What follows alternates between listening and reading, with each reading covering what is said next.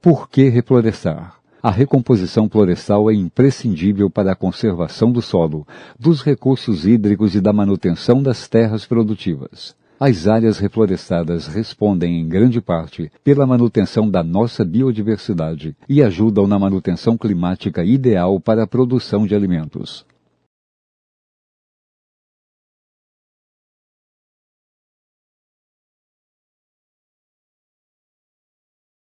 Em seu artigo 1º, esta lei estabelece normas gerais sobre a proteção da vegetação, áreas de preservação permanente e as áreas de reserva legal, prevendo ainda instrumentos econômicos e financeiros para o alcance de seus objetivos. Trata em especial da recuperação das áreas de preservação permanente, APPs, e das reservas legais, cobertas ou não por vegetação nativa, com a função de preservar os recursos hídricos, a paisagem, a estabilidade geológica e a biodiversidade, bem como facilitar o fluxo gênico da fauna e da flora, protegendo o solo e assegurando o bem-estar das populações humanas. Essas áreas de preservação permanente, elas necessitam estar com a vegetação nativa, ela necessita ter a recomposição da vegetação quando que ela está descaracterizada como uma área de proteção ambiental, né? É importante a gente ter em mente que a nova legislação, né, que trata da questão das áreas da APP, que é também conhecido como Código Florestal, e a Lei 12.651 de 2012, mas na verdade é a Lei de Proteção da Vegetação Nativa, né? Esse novo Código Florestal, ele considera as áreas de APP contadas a partir do curso regular da água, ou seja, não mais é considerado o nível mais alto desse curso d'água.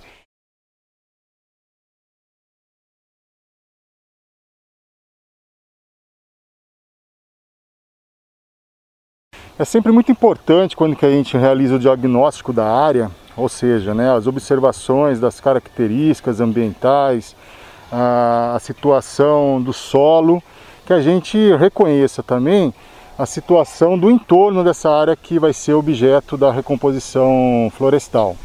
Então, numa situação dessa que nós temos basicamente, né, braquiária, né, a primeira atividade que a gente tem que desenvolver é fazer a limpeza dessa área, né? Então a gente entra com uma roçadeira costal em lugares que é possível você fazer o uso da roçadeira também mecanizada. A ideia é que você então rebaixe essa gramínea invasora até por volta de uns 10 centímetros próximo do solo, né? Essa é uma primeira atividade quando que a gente vai iniciar um processo de restauração onde você tem a área com uma alta infestação das gramíneas. Então nós estamos aqui nessa área que acho que ela é bem representativa de situações que nós podemos encontrar para a recomposição de áreas de preservação permanente. São áreas importantes, né, para a conservação do solo, a manutenção da biodiversidade, ou seja, ela presta serviços ecossistêmicos de interesse não apenas, né, para a propriedade, mas de interesse para toda a sociedade. O preparo do solo nós podemos fazer de duas formas, ou manualmente, né, normalmente se utilizando escavadeira, enxadão, ou mesmo semi-manual com as perfuradoras de solo, né? Normalmente aí para isso a gente também utiliza uma hélice, que não é a helicoidal que vai fazer o buraco, mas simplesmente afofar aquela terra. Isso aí em áreas que muito declivosas, quando que você não tem a possibilidade da mecanização. Quando que você tem a possibilidade de mecanizar, então normalmente nós fazemos o preparo do solo através da subsolagem, né? Que é um implemento muito utilizado no setor florestal justamente para romper as estruturas do solo, para depois você poder acomodar essas mudas.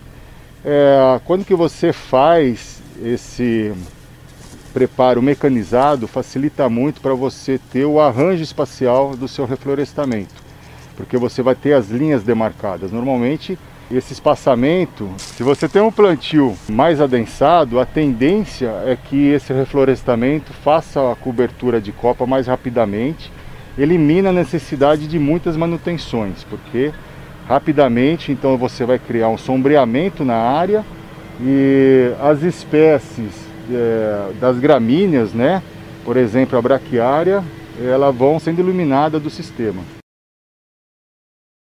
Alguns exemplos de dedicação e consciência quanto à necessidade da manutenção das florestas mantêm o bom potencial hídrico das bacias e garantem a proteção do meio ambiente.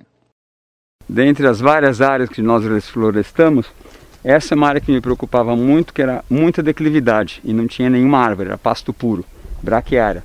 E aqui a gente teve o cuidado de fazer uma cobertura de capim, da própria braquiária cortada, muito grande. E isso resultou, talvez, o melhor reflorestamento que a gente fez. Densidade muito grande, cobertura de braquiária completamente extinta. Esse daqui tem 10 anos e é um ótimo exemplo de sucesso de reflorestamento, com a regeneração já presente em todo momento.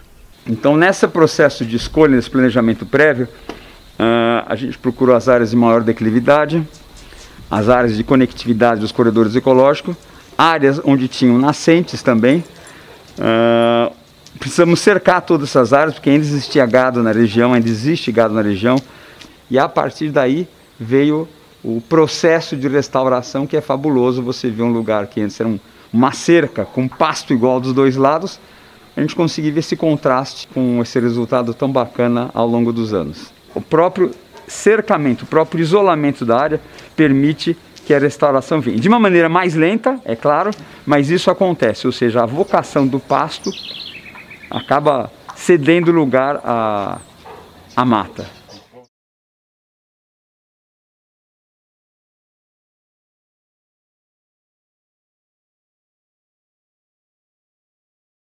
Se nós olharmos a regeneração natural, é ainda pouca, mas você já vê que existe, né, uma certa densidade aqui de regenerantes, né, representado pelo tamboril, representado pela pitanga, representado ali por um ipê, que começa a se estabelecer, né? Palmeira também é muito importante, não plantamos apenas espécies de árvore, mas também as palmeiras faz parte do sistema. E palmeiras são normalmente espécies-chave, porque atraem muita fauna, né, para poder comer seus frutos. Ou seja, nós temos uma boa densidade já da regeneração natural e temos também uma expressão de riqueza dessa regeneração natural. Estamos falando de diversas espécies conseguindo já se estabelecer no sistema.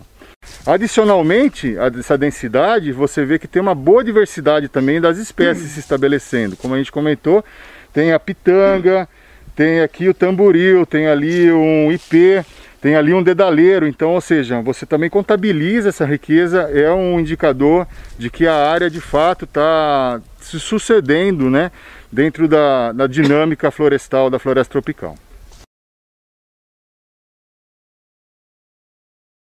Áreas de preservação ambiental recebem os cuidados de cidadãos que entendem a importância da boa relação com a natureza. Por que eu plantei essa floresta? Eu conheci pessoas do Brasil inteiro que também tinham o mesmo interesse e a gente começou a trocar sementes. E então muitas das árvores que estão plantadas aqui vieram desse grupo. Depois eu fui ficando um pouco mais seletivo em plantar árvores mais apropriadamente da Mata Atlântica e depois ainda mais seletivo, ainda demais do bioma aqui, da fisionomia da floresta aqui de Joanópolis. Hoje eu me orgulho de que as árvores plantadas já fazem uma floresta. E o que é mais importante é ver o quanto que ela se regenera sozinha. E é um erro até que muitas pessoas que até falam que gostam de árvores fazem, é o que se chama de bosqueamento. Ou seja, você chega num lugar e você vê algumas árvores altas e algumas coisas menores. Fala, eu vou dar uma limpadinha aqui e tal, corta as árvores pequenas e deixa as grandes. Isso é um grande erro, porque as matas hoje em dia, é difícil você ter uma mata primária como o Cabral chegou, tudo já foi mexido. Então as árvores grandes que você vê hoje em dia, muito provavelmente são as árvores pioneiras de ciclo rápido. Então elas vão crescer rápido, mas elas vão morrer rápido também.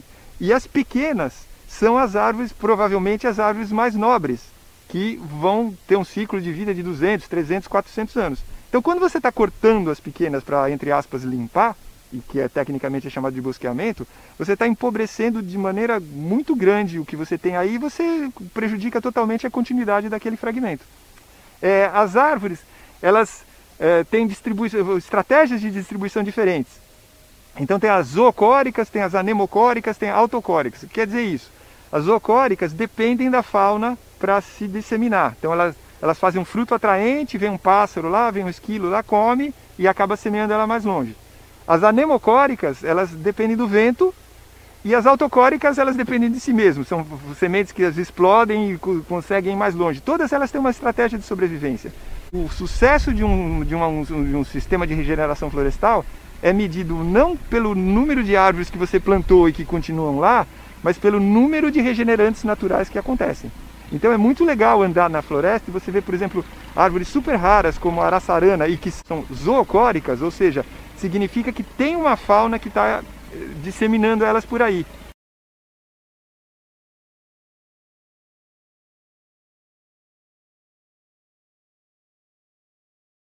Após a análise do solo para o trabalho de reflorestamento, independentemente de qual técnica venha a ser utilizada, terá início o processo de nucleação, uma técnica de plantio que visa reflorestar pontos vazios em uma área. Estes núcleos são compostos por várias espécies, para que a regeneração do local possa ocorrer de forma mais acelerada.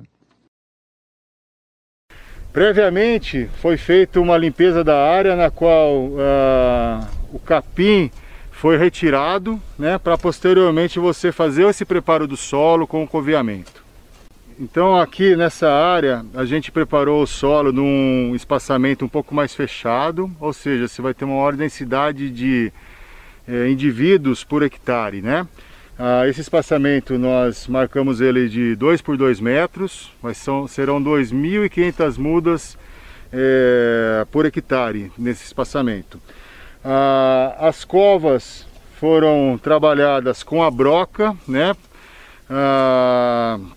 Também com a colocação do substrato, junto com o substrato, um adubo orgânico, para você ter aí os nutrientes para dar o arranque das plantas. O plantio das mudas se dá, né, você prepara o berço. Tem quem chame isso daí também de cova, hoje nós chamamos na restauração de berço, porque é justamente onde você vai estar colocando essas mudas para se desenvolverem. Não é fazer um buraco, mas sim afofar essa terra, simplesmente ter um orifício onde que você vai colocar essa muda, prensar bem com o pé ou com a própria mão, né, para que ela fique bem firme no solo.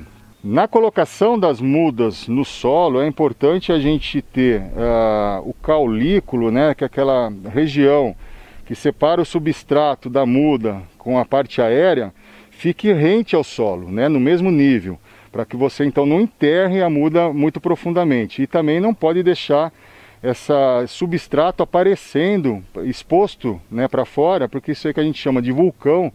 A tendência é que você mate essa muda por esse plantio de forma errônea, né?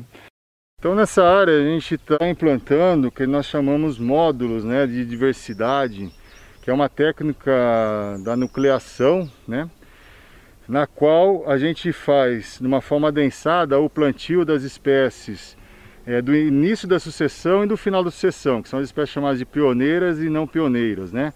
Nesse caso, nós estamos colocando aqui então as pioneiras, né, nas bordas, para poder dar condição que as espécies não pioneiras que estão mais na parte interna desse módulo sejam tutoradas por essas espécies pioneiras. Então as pioneiras vão ter um crescimento mais rápido, fazendo com que tenham um sombreamento parcial dessas espécies mais finais de sucessão que estão na parte mais interna desse núcleo.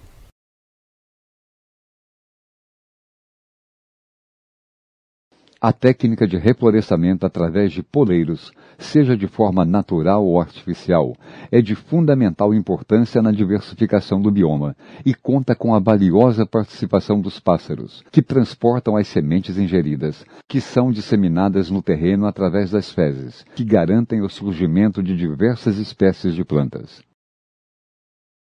Essa é uma das técnicas que nós temos de nucleação, que é a instalação de poleiros artificiais, né? A proposta é que você tenha um ponto de pouso para que as aves venham e com isso os pássaros, né, então trazem as sementes, né, advindas aí das outras áreas de florestas que nós temos aqui da região. e consegue então formar uma pequena área onde que essas espécies vão se desenvolvendo e cria-se um núcleo de diversidade. Com o tempo esse núcleo vai se expandindo para que toda a área então venha a ter a vegetação com o recobrimento da área total.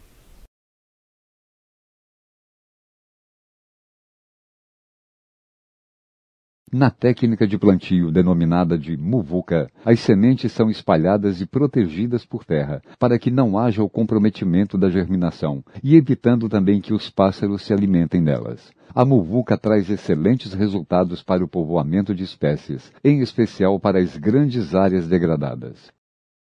Na semeadura direta, nós podemos preparar o solo como um todo, né? Então, gradeando e arando esse solo para que você depois então jogue essa semente, lance essa semente de uma forma aleatória em toda a área, né? Para isso, para você fazer esse lançamento da semente, você pode fazer de uma forma manual ou mesmo fazer com a utilização de algum implemento que tenha na propriedade, por exemplo, uma calcareadeira, né? Onde que você vai espalhando esse composto que contém as sementes das espécies nativas. Então, na formulação da muvuca, como é chamada essa técnica de semeadura direta, você faz a mistura de todas as sementes na proporção que você já pré-define, né, na quantidade que você sabe que vai estar germinando para se ter uma densidade nessa área que você espera. Então, se você espera 3.000 sementes, você precisa ter uma quantidade maior, porque você sabe que nem todas as sementes vão conseguir germinar, crescer e se estabelecer no sistema. Você pode fazer um manejo posterior, que nós chamamos de manejo adaptativo, na qual você faz o desbaste, né, de algumas dessas espécies para eliminar um pouco dessa competição que tem entre as mudas. Nós temos algumas fases, né, dentro do processo da restauração. Então, feito o diagnóstico, você define a metodologia ou o método que você vai aplicar para fazer a recomposição da vegetação daquela área. Posteriormente você tem a implantação, né, as atividades de preparo do local, preparo do solo, cercamento quando necessário.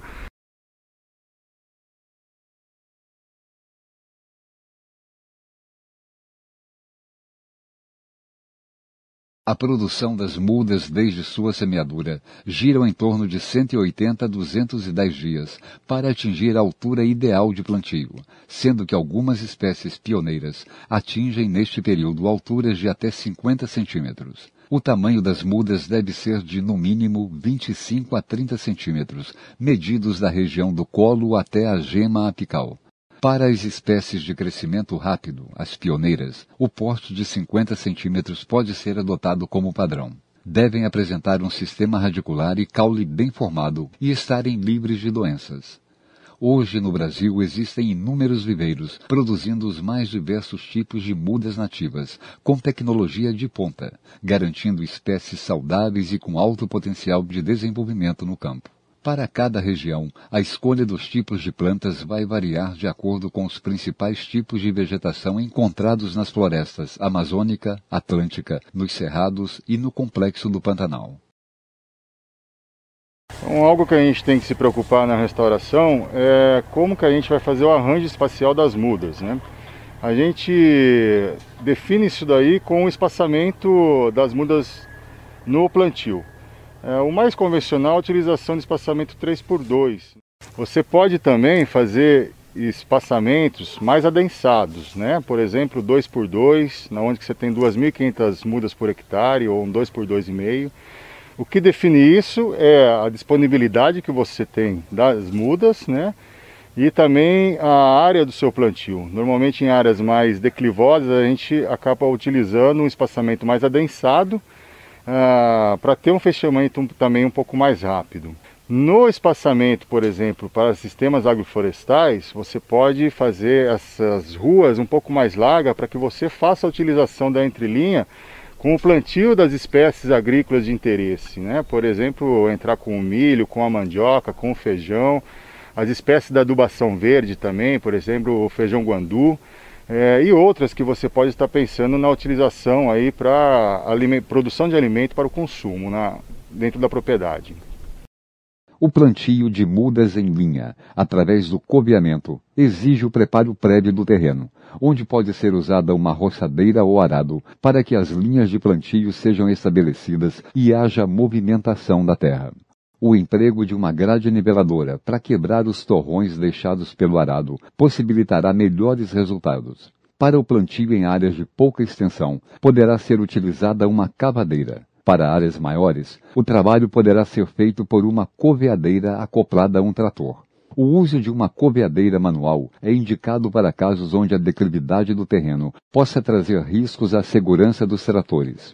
Este plantio deverá ser feito sempre com uma preparação da terra por adubação, para que as mudas possam receber os nutrientes necessários. No plantio, o espaçamento poderá ser de 3 em 3 metros, ou para um adensamento maior, a cada 2 ou 2,5 metros. O correto plantio e a manutenção com o aceramento e a limpeza das coroas das mudas possibilitarão o seu bom desenvolvimento e garantirá um reflorescimento de qualidade.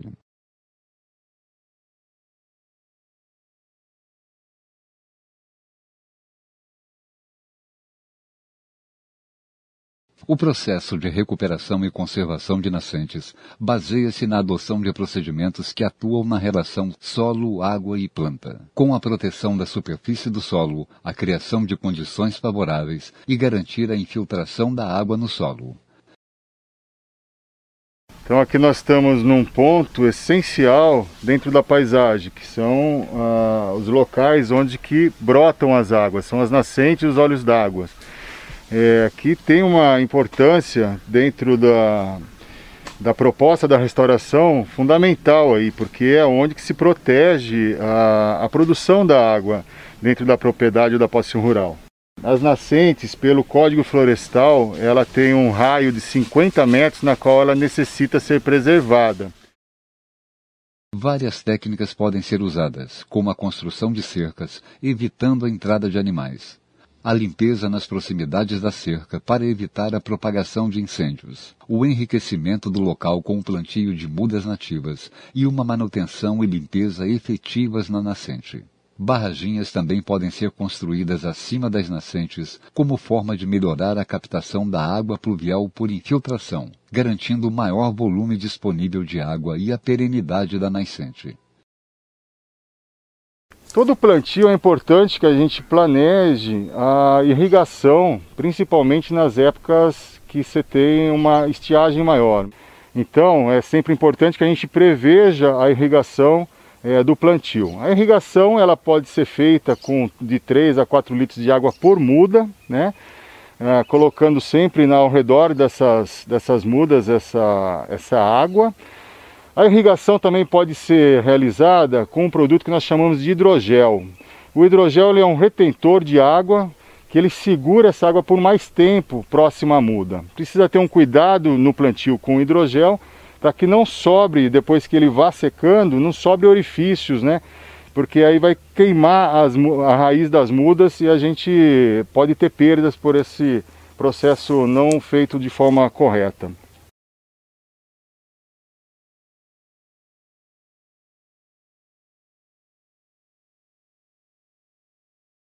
Vejamos como ocorre a manutenção em áreas de plantio de mudas nativas. Após a execução do plantio inicial das mudas, o monitoramento adequado aliado a algumas ações podem fazer toda a diferença, e estas são algumas ações necessárias para que o plantio seja bem sucedido.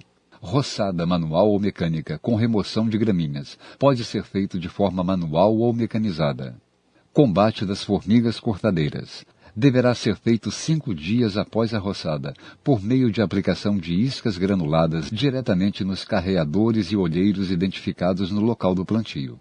Coroamento, um círculo sem vegetação, que é feito ao redor da muda ou cova, com cerca de 1 metro de diâmetro. Esse coroamento deve ser mantido até que a muda ganhe força suficiente e comece a se desenvolver de maneira satisfatória.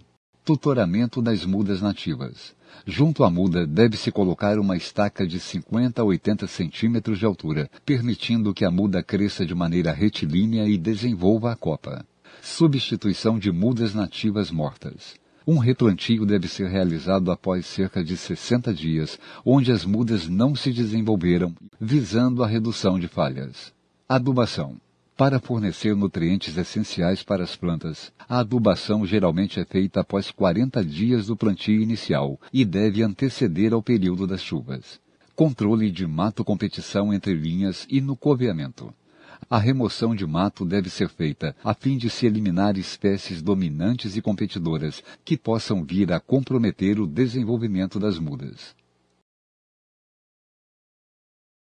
Um dos principais fatores de degradação que se tem quando que se faz a restauração, principalmente quando que você tem sua área circunvizinha ocupada por pastagem, né, para pecuária, então o gado que pode entrar na tua área e pisotear, né, causar injúrias a essas plantas. Então é muito importante que nós tenhamos um bom cercamento dessa área para que impeça a entrada do gado. Nos cercamentos, normalmente nós utilizamos, né, de 4 a 5 fiadas, né, de arame. Esse arame pode ser o arame liso ou o arame farpado. O arame farpado, de certa forma, ele tem uma capacidade maior aí de segurar os animais, né? Agora, se você também tiver a necessidade de utilização, pode ser o arame liso, ele é um pouco mais barato, ou mesmo, né, a cerca elétrica. O outro importante fator é a gente considerar a possibilidade de ocorrência de incêndios nessa área, né? Então é muito importante que se faça o acero, né, na circunviância dessa área que está sendo restaurada, justamente para evitar, caso alguma das áreas pegue fogo, que esse fogo se alastre para dentro da área de restauração. Esse acero é feito normalmente numa faixa, onde que você deixa o solo exposto, né? Para que de fato não possa o fogo progredir para dentro da área. Essa faixa normalmente ela tem de 1,5 metro a 2 metros e pode ser feita também, por exemplo, quando que você tem um cercamento, né, reservando aí 1 metro de cada lado dessa cerca.